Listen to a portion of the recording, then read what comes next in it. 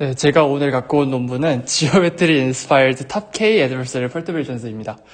제가 아직까지 Adversarial Attack 논문을 몇 개를 가져왔는데 걔는 일단 속이는 걸 목표로 하고 그 상태에서 디시전 바운더리를 얻어내는 게 목표였어요. 근데 이 논문은 그냥 확실하게 더 잘 속여버리자라는 게 목적입니다.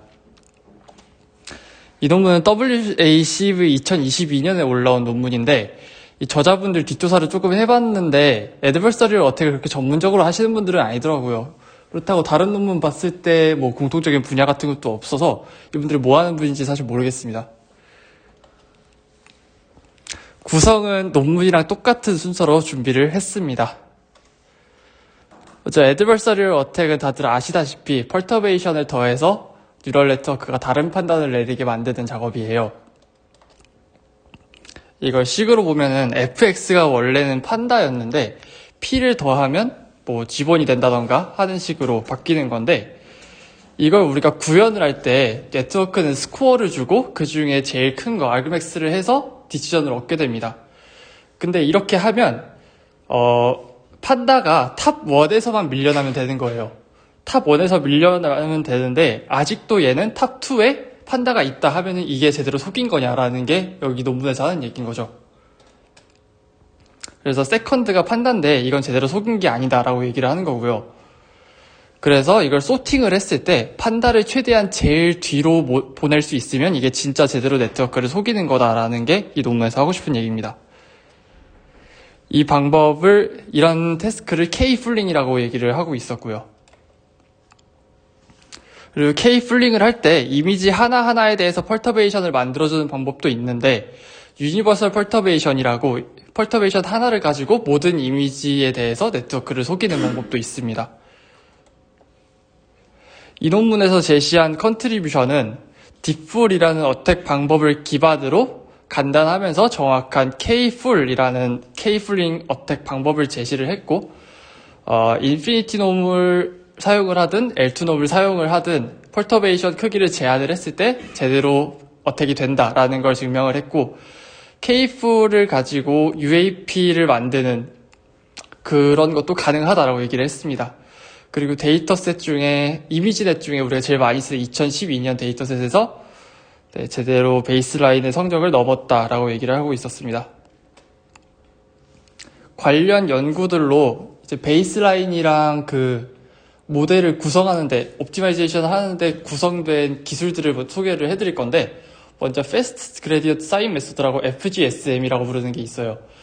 얘는 뉴럴 네트워크를 학습할 때 그레디언트 디센트를 하잖아요. 근데 펄터베이션을 학습할 때 그레디언트 어센트를 하는 거예요. 그래서 완전 반대 방향으로 펄터베이션이 옵티마이즈 되게 하는 방법입니다. 그리고 딥풀이라는 게 있는데 저 까만색이 디시전 바운더리고 그걸 경계로 다른 디시전을 내린다고 생각을 해볼게요. 그리고 초록색 포인트를 저 4개 중에 어디로 가져가야 제일 효율적으로 바운더리를 넘길 수 있을지 그걸 찾는데 이게 곡선이기도 하고 어떻게 생겼는지 사실 모르거든요. 그래서 굉장히 어렵습니다. 그래서 딥풀에서는 디시전 바운더리가 직선이라고 그러니까 리니어하다고 가정을 하고 수직이 되는 방향으로 보내면 이게 제일 빠른 방향이겠다 라는 얘기를 하고 있었어요. 근데 여전히 우리는 아직 곡선을 가지고 있고 수직으로 보냈을 때 한 번에 보냈을 때 그게 제대로 되는 방향이라고 생각할 수가 없기 때문에 여러 번 나눠서 스토캐스틱하게 바운더리를 넘겨줍니다. 여기까지가 딥풀이었고 이제 Universal Adversarial Perturbations라고 하는 UAP에 대해서 설명을 살짝 드리면 간단합니다. 이미지 하나를 속이는 게 아니라 펄터베이션 하나로 모든 이미지에 대해서 딥풀을 계속 해주는 거예요. 그러다 보면 이 펄터베이션이 다른 애들을 다 속일 수 있겠지? 라고 기대를 했고 그렇게 된 논문입니다. 이제 K-풀에 대해서 설명을 해드릴게요. 지금 저기가 디시전 스페이스라고 가정을 하고 그 위에 데이터 포인트 하나를 떨어뜨려 놓을게요. 그리고 디시전 바운더리가 이렇게 2개 있다고 칩시다. 2개 있다고 치면 카테고리가 이렇게 4개로 구역이 나뉘어지죠. 그 상태에서 디시전 바운더리를 넘기는 방법은 오른쪽 바운더리를 넘기려면 저쪽으로 가면 되고 아래쪽을 넘기려면 이쪽으로 가면 돼요. 근데 이거 말고 2개를 좀 둘 다 넘길 수 있는 방법을 찾아보자는 거예요. 저 바운더리를 넘기려면 그레디언트가 저 방향의 반대쪽이 되면 되겠죠.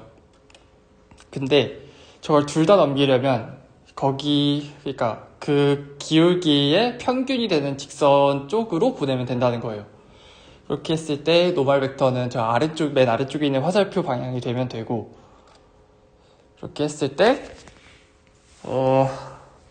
네, 저런 식으로 하겠다는 건데, 저 파란색 점을 중심으로 영역이 나뉘어져 있잖아요. 거기서 초록색 영역으로 보내면 저 두 바운더를 다 속였다라고 얘기를 하는 겁니다. 그래서 이제 저 노란색 직선을 찾고 WB를 찾는 게 목적이에요. 저 직선을 찾는 게 목적이니까. WB는 아까 말씀드렸다시피 저 R 벡터들의 그러니까 R 벡터의 기울기의 평균이라고 얘기를 할 수가 있어요. 그리고 얘는 그러니까 그 벡터가 크기가 완전히 다르기 때문에 얘네를 대표를 하기 위해서 L2돔을 사용을 해주고, 그리고 걔는 X에 대한 이동 방향으로 미분으로 표현을 할 수가 있습니다. 그리고 걔는 W에 대한 방향으로 또 표시를 할 수가 있고요. 그리고 그 W를 더했을 때 우리가 원하는 WP, 그러니까 노란색 직선의 기울기가 됩니다. 그리고 직선이다 보니까 웨이트만 있는 게 아니라 바이어스도 있어요. 근데 우리가 저 X 스타라고 써있는 저 부분을 원점으로 가정을 하고 시작을 하기 때문에 이 직선은 저 아래쪽에 있는 방정식을 만족을 하게 되고, B는 -WX가 돼요. 그래서 쟤를 수식을 잘 풀어주면 이런 식으로 표현을 할 수가 있습니다. 그리고 이걸 아까 구한 W랑 B를 가지고 직선을 만들면 이렇게 이쁜 직선이 만들어집니다. 그래서 이런 식으로 쭉 보내주고 정리를 해주면 최종적으로 이런 식이 나오고요. 그리고 이 식을 가지고 디프를 해준 게 이 식이에요. 이 슈도 코드입니다. 그러니까 이터레이티브하게 해주는 것만 추가된 코드예요. 그리고 UAP를 만드는 방법은 똑같습니다. 이게 전에는 이미지 하나마다 그 K 플릭을 해줬는데, 얘는 펄터베이션 하나를 가지고 이미지 전체에 대해서 K 플릭을 해준 거예요. 그렇게 하면 모든 이미지를 K 플릭할 수 있는 하나의 펄터베이션이 만들어진다라는 얘기입니다. 내용은 이게 답니다. 그래서 실험 결과를 보면은 당연히 맨 위에 줄이 그 탑 1에서만 밀어내기 때문에 제일 성능이 좋고 밑으로 갈수록 낮아지는 걸 볼 수 있는데, DF라고 써있는 디플이나 FGSM보다 확실히 높은 성능을 보여주고 있었고, K의 개수가 커질수록 그 플링 레이트도 커지는 걸 볼 수가 있었습니다. 그리고 어택 타임도 다른 것들에 비해서 더 빠른 걸 볼 수가 있고, 펄터베이션의 크기도 다른 것들과 비슷하게 뽑아낼 수 있는 걸 확인을 할 수가 있습니다. 펄터베이션이 크면 사람 눈에서 잘 보이니까 안 좋은 지표예요.